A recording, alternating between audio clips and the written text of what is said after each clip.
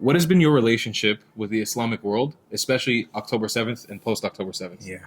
So for me, I always had Islam on the back burner. Something you meet Muslims. It's another religion out there. I think after October 7th, a very deep question I was asking. I've always got lots of friends who are very involved in politics and stuff. Is what options is or have to forward? It seems always there's three bad options. Occupation is a bad option. One-state solution is a bad option. Two-state solution is a bad option. So each of them, you don't want to be occupying other people. It's a horrible thing to be doing at best. It's corrosive for yourself. It's resource intensive. It's just horrible. At the same time, a two-state solution, which will be taken over by radicals sitting, a lot of people don't realize how tiny Israel is. I explain this to people. It's like 9 miles wide without the West Bank. Every population center is down a hill from where Hamas could be in charge. And a one-state solution in the Middle East is just to have two populations, antagonistic populations living in one state, just becomes a civil war of proportions one could never imagine. So they're all bad options. So what do? You got three bad options. We're in a pool of bad options. A pool of bad options. So you could say, look, that there is, I think it was Tommy Lapid, who was the politician, I think, said we have this Aristotelian view of every problem needs a solution. Some just need to be managed. So you could say, look, state of Israel's managed with all these bad options. It's grown, it's thrived. Let's just keep going. Mm-hmm. But if you want to think, I think you have to start thinking, this is what my thought became. You have to think more creatively. What is currently on the fringe that could move to the center? So you've got crazy ideas. I could list a few of them. But one of them that seems, I'll tell you roughly what some of the others are. One is, if you're going to ever run a two-state solution, how can you have enough land to be safe? Right? You can't sit with a 9-mile strip, but what about land reclamation from the sea? Now, there's no technology now that can allow Israel to grow 30 kilometers into the Mediterranean, but there wasn't an Iron Dome 20 years before there was one. Interesting. So that is interesting. Right. So you can. I've never heard that theory yet. I'm not saying it's feasible, but at least people should ask the question: what would it take? Is it a horizon technology? Okay, that's one. Two is, what would it take to have a much larger Jewish population, which would potentially make a one-state solution more feasible? So there's all these people out there who are Jewish but might not know it, or have stories of their Jewish tribes. Is that worth exploring or not? But to me, the most interesting is option 3, which is, what does peace look like between Jewish people in the Islamic world? That's true. And that's why I started, let me do some reading. I know what I think Islam says. I know what I hear Muslims say. I know I can go online and see a few things there, but try and get a deeper understanding. And what is it that drives the conflict from an Islamic point of view? And what possible solutions are there? So that's kind of where I started. And there were some shocks and surprises. What was less surprising to me is, or took me a little time to discover, is that so many of them view the world as Dar al-Islam and Dar al-Harb. So you'll be familiar with this, but everyone watching will, that you've got the lands of peace and the lands of war. And in more jihadi mindsets, the idea of a non-Islamic state inside the old caliphate is like, whoa, this, even right. If there wasn't a single refugee, even if there hadn't been a single person die in any conflict, this would be an anathema. It has to be destroyed. And that began the conflict. Yeah. That was Mufti Muhammad Amin al-Husseini. That was his ideology.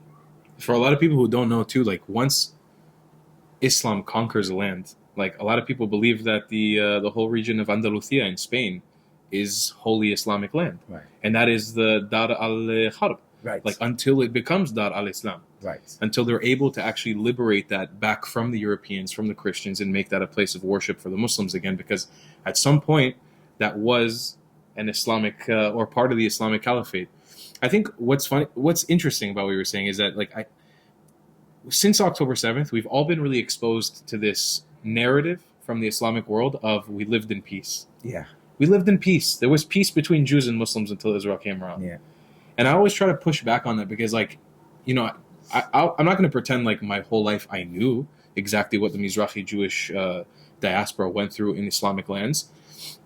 But it's become apparent since October 7th that isn't the truth. And what does coexistence coexistence between Jews and Muslims look like in 2025? Does it look like what we had before 1948, in the 1700s, in the 1600s? Because back then, Yemeni Jewish populations had to wear Jewish stars. to signify that they were Jewish. Yeah. Because that throws you back to something in Europe.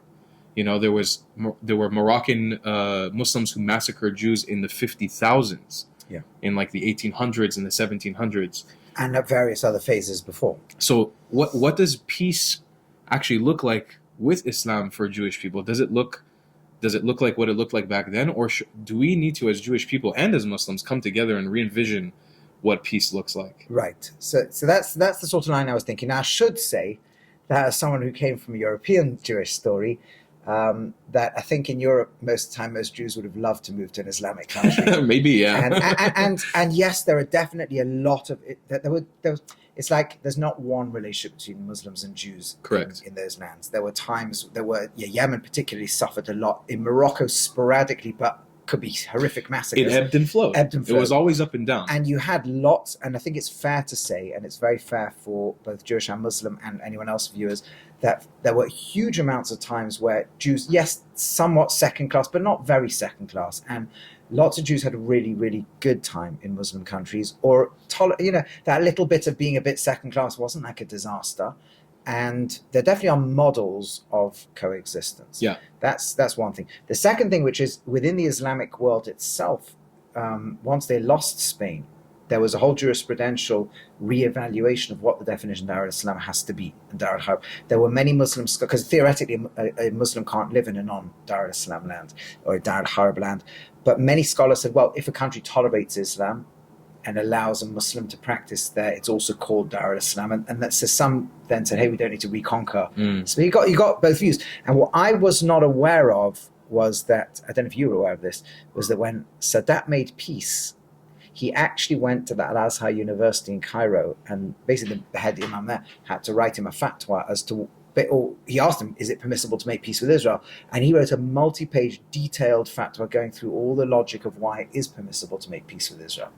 Now, wow. Yeah, that's a wow. A lot of people don't know so this. Based on Islamic law, based on Islamic law, there was permission to make peace with Israel. And it was justified on two fundamental principles. I'm not an expert on Islamic law, but from what I understood, number one is because Israel is a country that tolerates Islam and allows Muslims to practice freely. But number two was that if treaties are made between a Muslim ruler and non-Muslim for the sake of the benefit of the Muslim, then that can override other considerations. Interesting. Very interesting. In fact, what's less well known as well, I think, is that after September 11th, al-Qaradari, who was the Brotherhood, by the way, rejected this whole approach. And he, who was the big scholar of the Muslim Brotherhood, was living, I think, in Qatar at the time. He wrote a whole legal ruling, basically, that because of the United Nations, the whole world was considered one big treaty, and therefore all Muslim countries now have to accept non-Muslim countries as well, except Israel. Wow. Israel's the one country they have to destroy. So this is like a whole, that's one world that we're in. And then you throw on top of that the fact that humans are prone to narratives, and we're always prone to evaluate conflicts on one side. And even if there wasn't high death rates and casualties, we can always narrate every conflict, and any human can do this. Once you get into one side of a conflict, you can 100% narrate it so that you're the good guy and you never do wrong, and they're the evil people and they do all the wrong. And you empathize deeply with the emotions of the fear or the suffering or the pain of your side. And this can be true in a marriage that's falling apart. It can be true in a community falling apart. It can be true in a family falling apart on inheritance. It can be true in national levels. It can be true in political, and it can much more so be true in a war. That everything your side does is well-intentioned, and if bad happens, it's a fringe, and it's not this, and it doesn't represent, or it was self-defense. And everything the other side does is evil. And when you throw in social media to that mix, oh yeah, and you throw in groupthink, and you believe everyone's telling you you're right, and you just really can create the most toxic poison that any universe has ever seen. And we're seeing this continuation today. I mean, I think for a lot of us, it's been clear that it's outside forces that are sort of propelling the different agendas in this war to keep us divided. Yeah. But this is the reality that I see from the Jewish side or the Israeli side very frequently. I was having this conversation last night with a friend.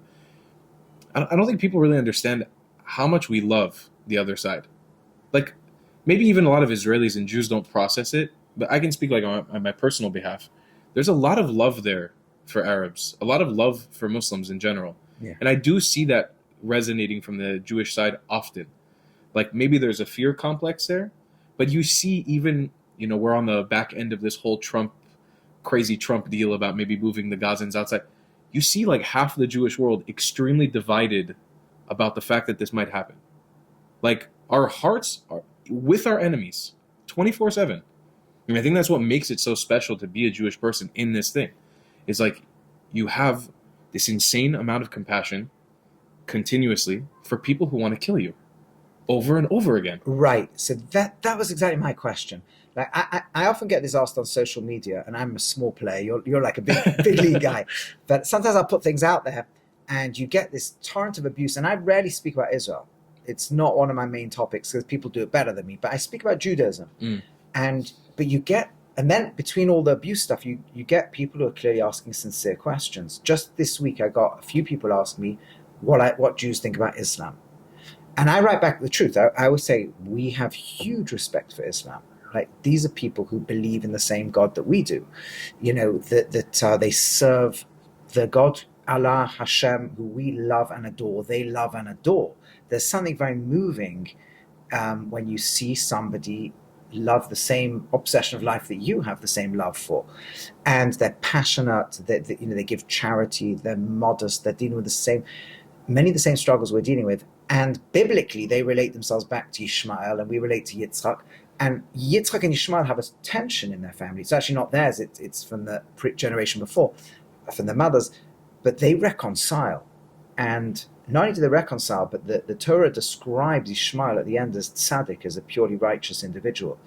And that is our vision. I think that's the way we look that way. So we have this, and it's very interesting because we see ourselves as Jews, as what's the Jewish religion is actually a broad universal religion. We call it the covenant of the Bnei Noach, the Noachide covenant. Now Muslims have a very similar narrative. They talk about a universal religion, it's the Deen of Islam, which is the same basic thing, belief in one God. I always think as a kid, I hear Muslims saying Adam was a Muslim and Noah was a Muslim. And it drives me a bit crazy when I hear that stuff, to be honest. Why does it drive you crazy? Because my problem with it is it's almost like colonizing a belief system. Like, I think as Jews, we can both agree that definitively in the Torah, it doesn't say Avraham Avinu was a Jew, wasn't a Yehudi. He was a believer in God, in one God. The God that we share with Muslims and that we technically share with Christians too, even though that stuff kind of gets a little muddled. Okay. But the idea of retrospectively going back and changing everybody in the canon to a Muslim in the context that a Muslim is today is, I think it's really damaging because it removes us from the land. Oh, so that's and this was always my issue. Like, they think they kept the Quran?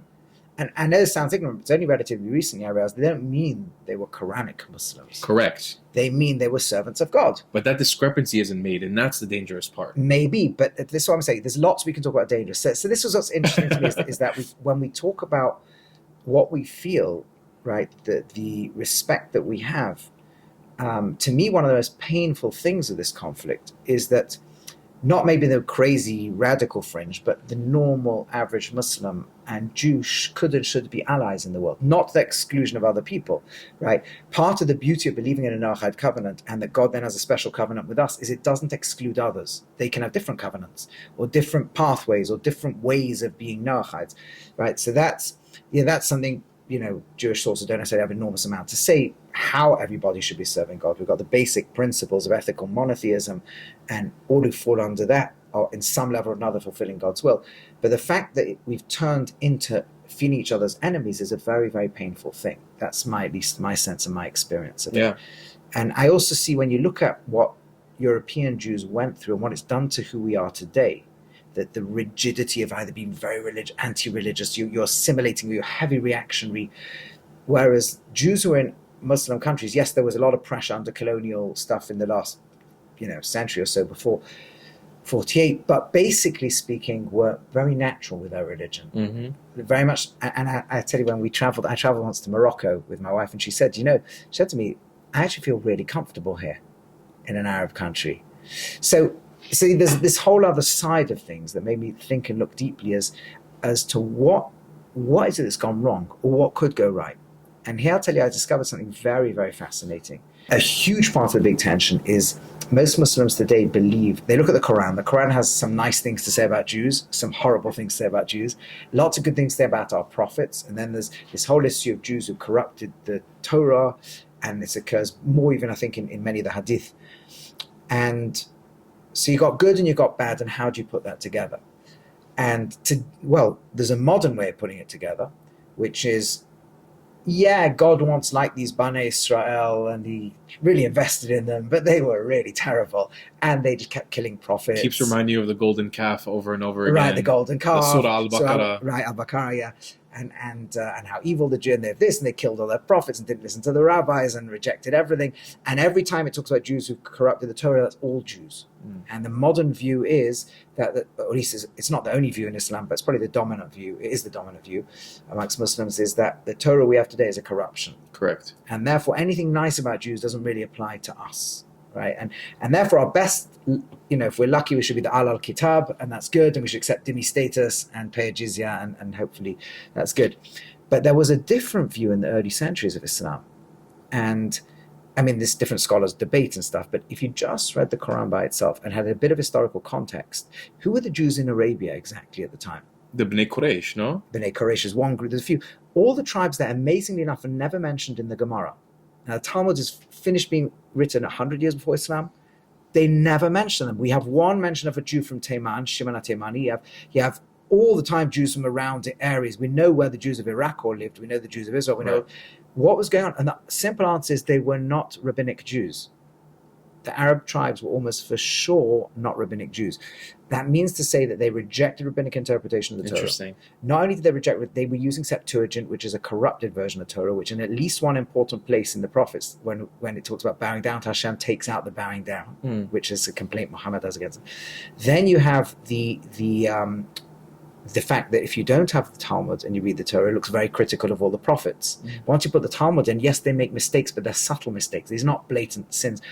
And then you look at what the Quran is criticizing these Jews for, changing the text of the Torah, right? There's even a hadith in Sunan Abu Dawud, I forget my Arabic's useless, Abu Dawud, where Muhammad is asked by the Jews about an adulterous situation, and he asks them to bring the Torah, and he actually uses the line, "I swear by you and he who revealed you," or "I have belief in you and he who revealed you," but this is very clear that he asked them what's the penalty, and they cover it up. The Jews don't want to say what the penalty is, and it's to do with 4 witnesses, and there's a whole language there about if you see like an eyeliner in a container, right? Knows you have to see the explicit act.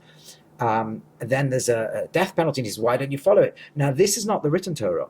This is the oral Torah. This is the Mishnah and Talmud.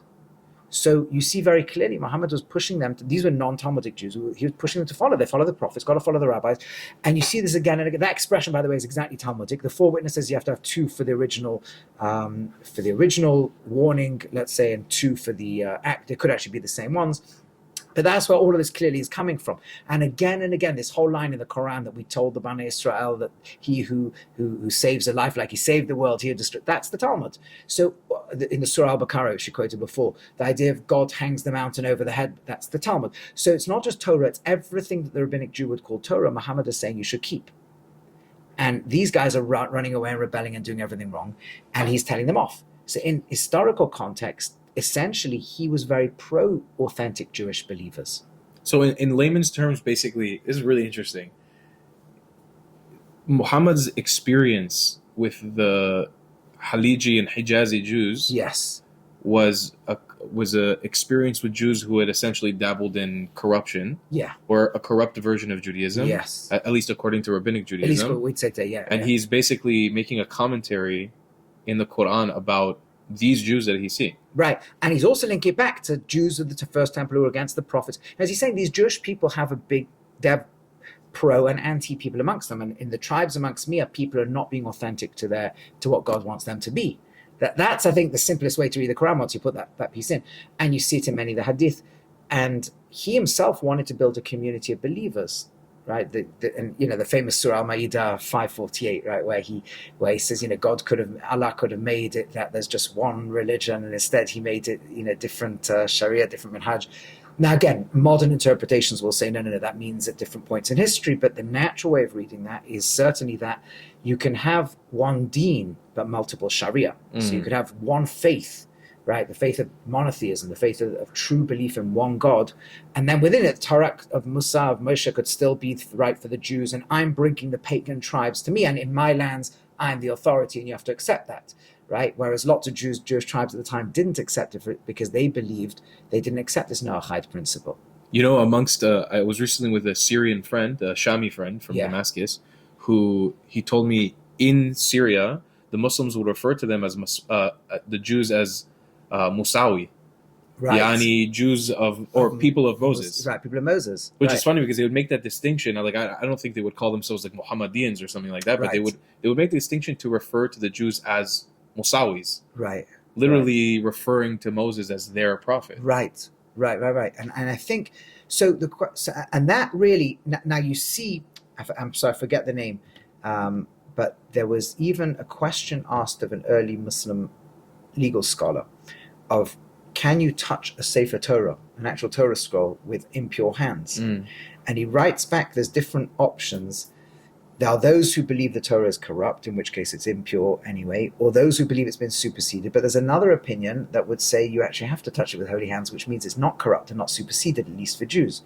Meaning that Muslims were dealing with this question of, is the Torah still intact as it sounds like it is, if the simple reading of the Quran and the Hadith, for those who don't have it corrupted, you've got Ibn Abbas saying God's books can't be corrupted. So you got a Torah that's not corrupted. You got the authentic original vision. This is the one that Muhammad himself said he swears by and believes in, the one who revealed it. He saw an original version. And we know what the original version of Muhammad's time was. We know there was a Septuagint used by those guys, but we know the mainstream version, our version, was around in those days. There's Dead Sea Scroll versions of it. So if this is really a sacred book, so Muslim scholars are dealing with this question in the early years, and there's a whole different attitude. And by the way, you see that reflected in Jewish texts, because Jewish texts write and have a reverence for Islam in the early years that they don't in the later years. They have some respect for it still, but not the same way the early years did. Because I think in the early years, they literally saw them as allies. These are like Noahides. These are like people spreading monotheism and people respecting us, that we should be keeping the Torah properly. True. And we're all part of this same belief in Hashem. Belief in Allah, same sort of monotheistic family. It's the same family, right? And for us, that made sense. We understand this means that we are meant to keep the Torah. That's the bris that we have, the covenant we have with Hashem. And you're meant to be monotheist, and you can do that in your way, however you want to, however you feel the revelations come to you, whatever. That's not our issue. Our issue is it's the Noahide law, and it sounds like you're doing it, and it sounds great, and everyone's happy, and this is all wonderful. And it's only when the Muslim world starts shifting very strongly into this, no, your Torah is corrupt, that we're like, the Torah is that's heretical. That's nonsense. Correct. When it starts getting flipped back onto us, right, to see us as some sort of heretic or some sort of reformist, right? When in reality, like, there is a lot of proof, both historical and biblical, that proves that Jewish people have been practicing, at least in a somewhat linear way, the same beliefs for a very, very, very long time. Yeah, very long. Yeah. I want to shift this conversation a little bit into a holistical direction. Yeah. Okay. To talk about purpose. And I want to pose you a question as a rabbi. I'm really interested in getting your opinion on this. I was recently talking to a friend who posed to me that the purpose of Palestinians, or the purpose of the Islamic world's aggression towards Jewish people at the moment, a lot of it has to do about chizuk for Jewish people, about reminding us to be better. And again, this is like way less logical. In a sense, this is more spiritual, this conversation. But like, how do you feel about them and the makot that we sort of get from the Muslim world on a consistent basis now, as being a reminder for us to do better, for us to get closer to Hashem, for us to get closer to our purpose as Jewish people? Wow. I love that question. I actually said, I spoke recently, and I was very in two minds whether to say what I'm going to say, because I think it could be badly misunderstood. Okay. So I apologize now to anyone watching this if it's going to be misunderstood. Controversy is good. It's always good. So what I said is, like, we do talk a lot about anti-Semitism. We talk, and we're right. We're sensitive to the fact that we don't get treated fairly by the world, and never have been. And some people are like, oh, it's because of the state of Israel. If we didn't have a state of Israel, we wouldn't be treated fairly. Absolutely. Somebody's like, it's because you were moneylenders. First of all, Jews were often forced to be moneylenders. But even if it's not like when the Italian banking families took over, from Jews, then suddenly anti-Semitism ended and everyone hated Italian banking families. No, now we understand it's a part of an economy. You need to lend money. Then we're in ghettos. Now we hate the people at the bottom of society who are creating illnesses. Then we get out of just get out of the ghetto or treat. Now we come out of the ghetto. Oh, now you're taking over. So all things are the opposite of reason for anti-Semitism, and we focus on that, and it's true. I said to somebody that I'll say it to you, that if an alien came down from another planet and wanted to understand what is the most important issue facing humanity from humanity's point of view, I'm going to say, the Jews. But it's amazing. If you go to the United Nations and they were to just study these, spend 10 years, any 10-year period in the UN, let's take before this war, just take 10 years. And there's been a resolution once or twice about global warming, so that must be important. Right? There's out of 100 resolutions, 2 of them are about that. There's some resolutions about famines. So famines, right? And then you go through one. Oh, there's about 50 wars going on at one time. There'll usually be 2 or 3 resolutions. There's one issue that dwarfs all of the others put together. 67% of every single United Nations resolution is about one group. The Jews. It's crazy. It's great. They're the most important. So you would sense that the most important issue on planet Earth is the Jews. If they just behave differently, the world would be perfect. Now, pause there. As Jews, we're like, yeah, you see, so that means that we're terribly mistreated, then we can't trust anything the UN says or this. And that's all true. But it's like when a child, 3-4-year-old kid cries at their parent. I'm not talking about abusive parent, God forbid. A normal, healthy parent. The kid says, I hate you, Daddy. I hate you, Mummy. And your first instinct, and then you realize one says, shh, that's not what they're saying. Those are the words, that's what their conscious brain is saying. But what's really going on is, Daddy, Mommy, I need you, and you're not doing for me what you're meant to do. Right. You're failing in your role to me. And I'm going to feel that consciously as a resentment, and I'm going to look, and it's because I hate you, right? And so as Jews, we get very caught up in the conscious layer of the conversation. And by the way, we should always be open to criticism, because there's definitely things we can do wrong. Of course. After every war, you have to have an investigation to every action that took place. If one civilian was killed that didn't need to be, that law needs to come down on like a ton of bricks, right? As it should do. At the same time, we know that the stuff that's hurled at us is ridiculous. Okay, but don't listen to the conscious layer. Just repeat that story. The world is saying, Jewish people, we need you. You have a role to play and you're not playing it. If it was articulated, wouldn't that resonate so deeply? I think it's something like, personally, specifically through this war and a couple of years prior, when it became unlocked to me, truly, that we as Jews haven't been living our full purpose. And come on, there's a lot of great Jews. I would say an overwhelming amount of Jews are great people that I encounter them every day. I have nothing but love for Am Yisrael. But we all know somewhere collectively down inside we're not living up to our true purpose. Right. We're still lost. We're still diasporically confused. And yeah. Considering half of our population also lives in the diaspora, how could we ever really be living up to our full purpose if we're not all united back in our ancestral land? And if you look at what divides us, it's like we're trying to be another nation. Correct. And particularly a Western nation, right? And is that really what we're in the world for? Is that really why it was worth surviving 2,000 years of exile? So when I think about what our purpose is, I'm sitting here in the Aish World Center with you, looking out the window, I can see Al-Aqsa Mosque from over your shoulder. Yeah. I can see the Dome of the Rock. I would never want this spot to ever be anything other than a place for humanity. And that's what I appreciate so much about us, is that it's never been just about the Jews. Right. It's never been just about Am Yisrael. Even historically, and you probably know this better than me as a rabbi, historically, Am Yisrael has always had people who have not been part of Am Yisrael living amongst us. Always. Yeah. Sometimes we've had better relationships, other times we've had worse relationships, but a lot of times the idea is to uplift the people around us, the whole concept of tikkun olam, the whole concept of being a light. This city, there's no denying it, even as much, I've had my bar mitzvah here. There's no denying as much access as you have it. There's something very, very special about being here. And denying the right for anybody to come and visit this place, to be in this place, to bathe in its juice, to be in it, it's denying humanity the ability to progress.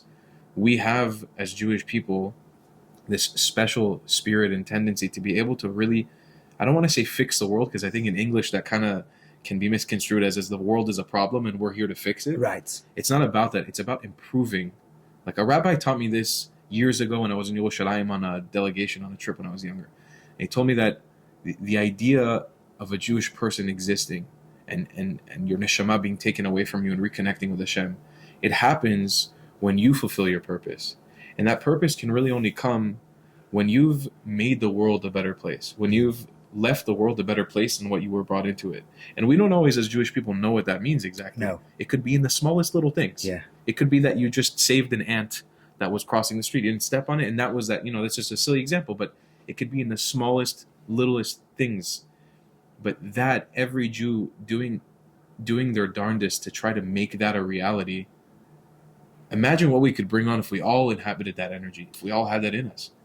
And I would go even further. I would say, I think what you're saying is so beautiful and so profound and true. And I would say there's even a step further. Here we are, like it or not, we have a state, right?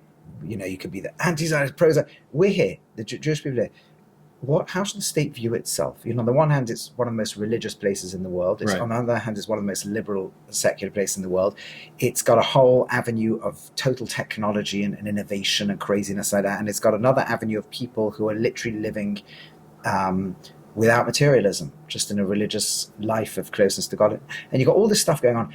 And you feel like it's different tribes. And the Jewish people were always different tribes. Correct. And the genius was when there was a way when King David could bring them together, and King Solomon, and they did it actually around a national project, part of which was building a temple. But it was a temple for all of humanity, it was to create a vision for the whole world. And I think if we imagine the state of Israel all sat together and said, our mission statement is to be a blessing to the whole world. How do we take every component of our society? We've got Jews living here, we've got Arabs living here as equal citizens, we've got Haredi Jews, and we've got secular Jews, we've got technological business community, and we're facing a future that is moving so fast. So fast. The next 30 years will have probably more scientific revolutions than the last 3,000 years, or however far back you want to go. We're going to have, the last 30 years have had as many as the 150 years before then. We've literally been through an industrial revolution in our lifetime. And we're about to go through something of with quantum computation and AI, we're just at the beginning of the beginning of the beginning. So we're going to have a world that is so radically different to the world we're in today. We are people we have very deep memory of the past, but we've always lived in the future. Rabbi Sachs, who was Chief Rabbi of England, used to say, most societies have a golden age they can point to in the past. We've always had a golden age and pointed to it in the future. And it's an age when all of humanity becomes one and we all come together. So can we think collectively with all our different talent pools and all our different feelings and all our different energies, instead of fighting each other internally, how could we build this place so that every nation on earth is blessed? And we're good if every country thought this way, but let's start by being the first to think this way, right? To really ask ourselves this question, what are we going to build here so that we were in exile for thousands of years, we've come back here to do something that every society on earth will say, I'm so glad they were here. Thank you. I've gained something from this. You know what I think is the answer to that? And I'd love to get your opinion on this.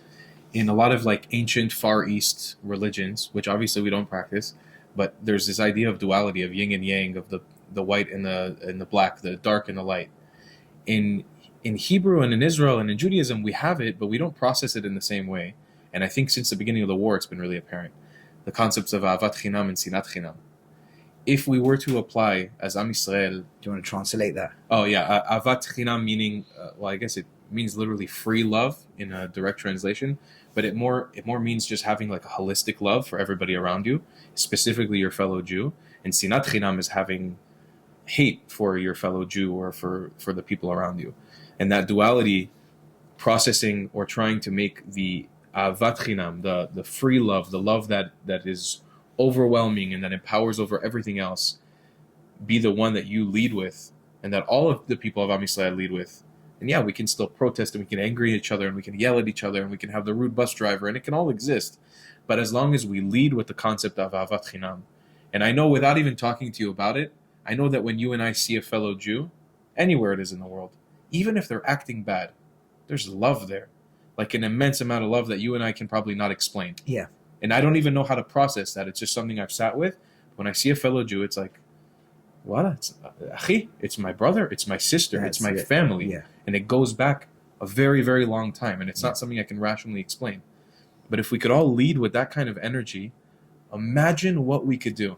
And imagine the effect we could have on the nations around us. Right. See, I always think it's a very interesting thing. What are we criticized for? Right. So obviously, if you look in the biblical books, right, every time you have to fight a war, it's criticized. right? Even if you had to, even if it was defensive, even if there was nothing you could do. King David is told by God, you did all the right things, you got attacked, you had to fight back, but you can't build my house because you had to fight a war.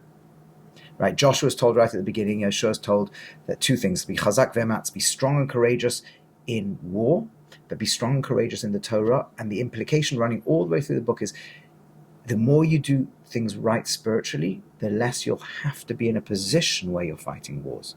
Fighting wars is a signal to us we're doing the wrong thing, even if it's with heroism and even if it's moral with 100% ethics and all the stuff.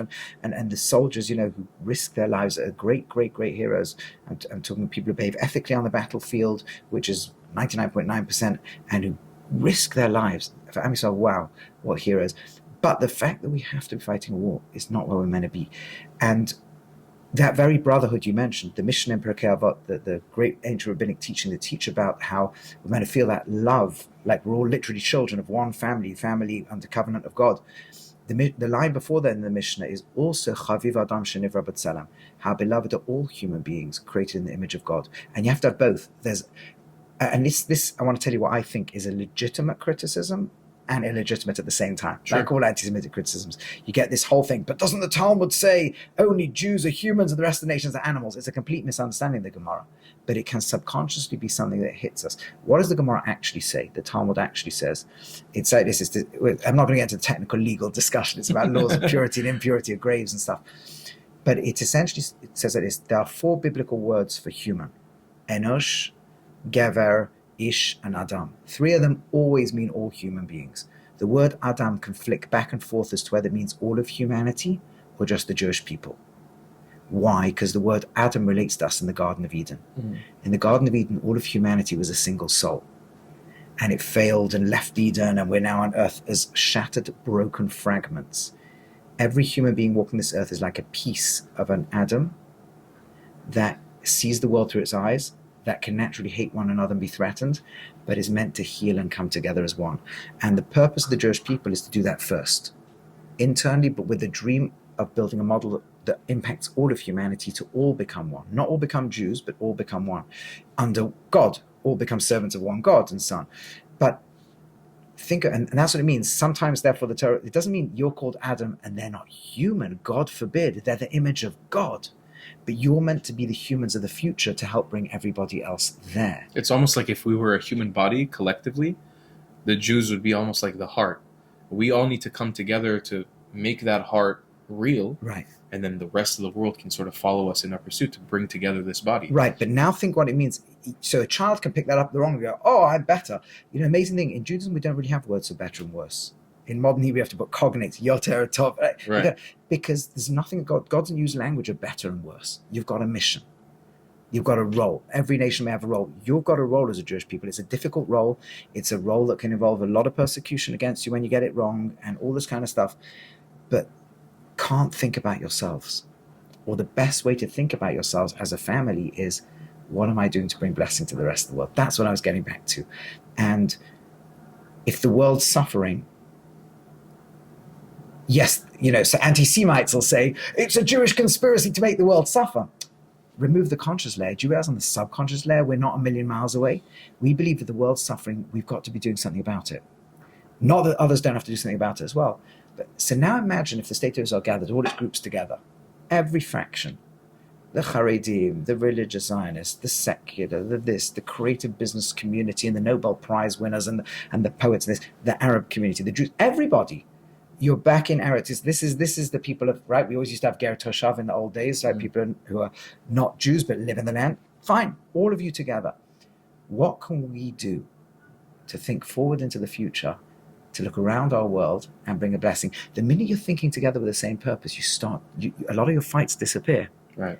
Because it's when you don't have mission and purpose that you're suddenly, well, maybe you'll take away from me and I'll take away from you. When we're building something together and we got a sense of who we are, and that sense is to give to others, the best way to bring, it's like, like sometimes when you've got a couple that are fighting, you say, but think about what you're meant to give your children. And sometimes that can be a catalyst for healing, sometimes not. But when you're thinking about to bring a blessing to others, it's often easier to come together yourself. right? And that's a deep part of why I think we should not let anti-Semitism internalize like the abused person who starts to believe all the abuse. No, the conscious layer is nonsense. But let's get the signal from the world. Let's not just try to be like another nation, just we're back in this land, because all it's going to do is annoy people. Herzl was wrong. He thought we can just build a normal nation here. The world is telling us, no, you're not going to have a normal nation here. We're not going to treat you the same, right? And when the Muslim world says you're godless people, okay, so we can, but let's hear, there's what, again, religious or secular, and how everyone understands the idea that there's one God, one creator of all humanity. Its real implication is that means there's a force of love that loves every human being in this world and sees a world. What do you think the creator of all humanity wants? It to fight each other? What can we be to be that vision? I'm not sure I've given any, but this is my feelings. No, I mean, the reality is that if we were to process the way that we interact with the world around us, and specifically the state of Israel, with that mindset in everything we do, and really try to inch closer to the truth of who we actually used to be, what we used to do, because there's no denying that we live at a level, I mean, everybody will say this, we live at a level less holy than we did when we had the Beit HaMikdash, first and second. Yeah. And like, how can we elevate, how can we take the spirituality of that place that's right over there, which is crazy, yeah, into our every single day life? What can we do to channel that in? For example, in my personal life, I do it with music. When I learned that music was a holy thing in Judaism, and that it was a way that the Levitic choir used to, interact with God and praise God, and all of Am Yisrael would come together for it, I realized that when I'm making simple music, whether I'm playing my flute or my ukulele or an oud, it's serving a purpose of a higher consciousness, of God consciousness. Yeah. And if you do it with that mindset, you can bring some light into the world in the smallest of ways. Yes. In the smallest of ways. But I think maybe the problem is that us trying to deny who we are and trying to be like America, trying to be like Canada, trying to be like a Western democratic nation without the values of Am Yisrael inside of it. Yeah, you can just play an instrument and you're just playing the guitar. Right. But when you process it as a Jew, as a Yehudi, as Am Yisrael, every little action you take is bringing something into the world. Right. And this is a whole, if you look at the dynamics of the last few centuries, the world is starting to think a lot more globally as technology moves in that direction. But at the same time, in a Jewish world, we've had many revolutions of Pneumius Torah, of the deeper dimensions of Torah coming out, where you suddenly feel the infinity in every act you ever do. I always say, like in my own life, I can't help but feel history all the time. Right. Here we are, opposite. Our ancestors were marched out of this place. Crazy. 2,000 years ago in chains. Right? And I think how many of my ancestors were at some point given a choice, convert, die, or leave this country. And they chose either to die and hide their children or leave the country, because if they left Judaism, I wouldn't be here. And, you just imagine that as they were being marched out of somewhere, losing everything they'd worked their whole life to build, and around them people dying on the journey and all this stuff. And they had a hope and they had a dream that the world was laughing at them for, that one day their children will be back in the land. And here we are. It's crazy, but they also had a dream, and they will bring the Messianic era, right? So, but also if you look in the Jewish people, God forbid to be critical, I mean, there are such beautiful things going on. There's a lot of good. Like, even if you look at last year's the protests, people are fighting for, we want to make sure there's a strong court so there can be rights of minorities. That's a powerful thing. Even when it's good for us, we can't trample other people. That's a very noble, beautiful thing. Other people are saying, yeah, but there has to be the voice of the voices in the parliament. So you can't just have this part of the population vote. That's a beautiful thing. Yeah. There's, yes, we get very aggressive and your side's the evil and with. We're Middle Eastern. Yeah. That's what we do. We are. Can't deny it. You can't deny We're it. a passionate people. That's right. I'll tell you, somebody messaged me a beautiful message this week. It was another anti-Semite, but what an optimistic outlook. That's a Jew right there. That's how I know you're Jewish. Right. So if they just post the Hitler things, I just delete them. But if sometimes you feel they've heard a lot of messages, but they actually want the conversation. And sometimes I get it wrong. Maybe I judge people wrongly, whatever. But this guy said to me, he said to me that he first put some comment and I actually replied and he said, okay, I hear what you're saying on that point, but why is it you're overrepresented in banks and overrepresented at Hollywood and whatever? And I assume his feeling was there must be some secret conspiracy or whatever. Imagine. Imagine Jews like managing to have anyone knows Jews well when they have the ability to control or organize. No Jewish Yeah, absolutely, and organization. agree on things, right? Exactly.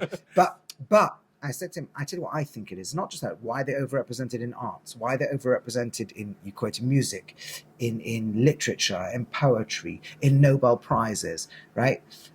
I don't think Jews are more intelligent. I don't think they may be on average as a relatively high IQ, but that's not what's going on. I said, in my view, I think that Jews are very, very driven. It's not easy for someone who's not Jewish to understand. It's almost like we have a subconscious spiritual side that says you're in this world to change the whole world. Absolutely. And you're in this world to connect to the infinite power of the world. And a Jew is driven, and when they don't know what they're driven for, they're driven mad. And they kind of, the conscious brain will look for, how can I gain spirituality or that in the world? Not just for me, I've got to do it further and further. Not every Jew has it quite the same, but on average, a Jewish, so you could be 1,000th of the humanity, you'll be 20% of whatever it is. But when you misfire and say the most important thing in the world is making money, you'll go crazy and I've got to be the banks. The most important thing is music. And you'll create this incredible music. The most important thing is being in social justice campaigns. And there will be the Jews in the social justice campaigns. Jews are disproportionately represented in anti-Zionist movements. Right? They're disproportionately represented in everything, because there's something sitting inside us saying you can't sit still. Now, a secular person might say it's the experience of thousands of years of diaspora. It doesn't matter what it is. That's the reality. It sits inside us, and it doesn't let us be like just settle in the world in an easy way. Correct. I think it was Matthew Arnold, who's a British writer, who wrote in Irony, the Jew is terribly ill at ease in Zion, meaning the Jew's not at ease in this world. They're very not at ease people, and it can freak people out a bit. They're like the energy. There's something weird about you guys. We're neurotic, we always have something going on. Right.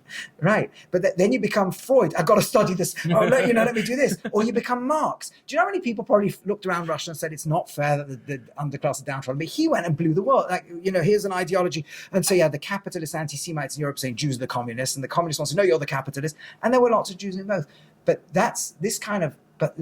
there's a power to that can be for the good. We are going to produce a disproportionate amount of technological innovations. We are going to produce disproportionate amount of moral movements. So that's what I'm saying. If we synthesize this, and there's something sitting there waiting to produce a beauty that was worth thousands of years exile and all the terrible things we went through for. And the one thing I can add on to that is that anybody who's watching this video who have their doubts, we're not going anywhere. We're here to stay. And this is like the nation of, we have testified throughout the ages, through every nation that's tried to wipe us out. And maybe that's a little played out and everybody hears this all the time. But truly, we both know if it ends tomorrow, we'll still be here. We're still going to be here. We're still going to be neurotic like this. We're still going to be driven. We're still going to be passionate in everything we do. And I truly only hope that we can actually usher in a new age of purpose and peace here in Israel. Yeah, beautiful. Do you want to finish now, or do you want me to still say, just so we say more things? How long are we at? About 50 minutes or so. 50 minutes? I think that's pretty kosher. Yeah, okay. So I love what you just said. Our main, and may it be God's will to happen soon. Amen. But one thing I'll tell you an experience I had recently. Mm-hmm. This is, so I was invited to go after this Bedouin family lost hostages in Gaza, and they lost 2 in the same family. So after their mourning period, which was 3 days, they asked if rabbis together with imams will come to them, and members of different faiths as well. And for some reason I got invited to go down. Wow. I went down, and it was very, I've got a friend who's an imam, somebody I met recently, so I asked him what the right greeting is, and all that. But afterwards we were invited to the main sheikh of Rahat. It's the town of Rahat, a Bedouin town down south. And it's very interesting speaking to imams there. And I had a fascinating conversation. I used to sit on interfaith panels in Britain, and they were the most boring thing ever. Because basically, the question was like, what does your religion think about peace? Oh, Judaism is a religion of peace. Christianity is a religion of peace. Islam is a religion of peace. It was it was all the boring platitudes, and you never got to beneath the surface to the real conversations. So after a while, when it felt like a bit of trust, because we have a lot in common that we can connect to. So I just said, start saying, what do you really feel about the conflict? He said, we're very conflicted. We're torn. On the one hand, some Bedouin actually soldiers in the Israeli army, most aren't, but we've had hostages, and we're, very angry at Hamas and so on. And on the other hand, most of us have relatives who live in Gaza, and they're going through suffering. So we're really torn. And we started talking more. And then he said an amazing thing to me. He said, "Do you know what? If it was people like you and people like me, we could make peace." And you hear that all the time. All the Ordinary time. citizens can make peace. He said, I said, what do you mean? He said, people of God. He said, "Do you know that all the emotions on both sides, religion is a very powerful force for overcoming natural emotions. In its negative, it can overcome empathy and make you quite horrible to other people. But in its positive, it can override your desire for revenge. It can override your desire to see the other as a threat. You can find a voice of religion can be very powerful in building peace." And he says, and the truth is, you want to make peace with the Muslim world, a secular politician in Israel is never going to have the same Never trust, gonna do never it. going to have the same respect. Yeah. You know, head of the Mossad, they might respect his skills and ability, but there's a disrespect there. You put your rabbi in the room, not like me, the real, right, the long beard. You put the man of God in the room, and there's an immediate respect, even on the more radical parts that view as suspicion and so on. There's still a certain respect. You're a guy who prays. You know, amazing thing I said to him, he says, "We pray 5 times, you pray 3 times a day." We actually pray 5 times a day as well. 3 times in synagogue. There's the morning blessings at home and the Shema. We do at least 5 a day, plus when you eat. You know, okay, but we're all praying a lot. We're all, you know, whatever criteria you use, we each give lots of charity. We each bow to the same creator of the universe. There's a point where you put the men of God into the room, and you might get a different conversation going. It might not happen overnight, but at least there's a side. Of course, yes, the politicians have to ultimately take responsibility, and you can't substitute them having your own agreements, but bring them into the conversation. Because right now, back to our Muslim discussion, a young Muslim grows up with a hatred of us, right?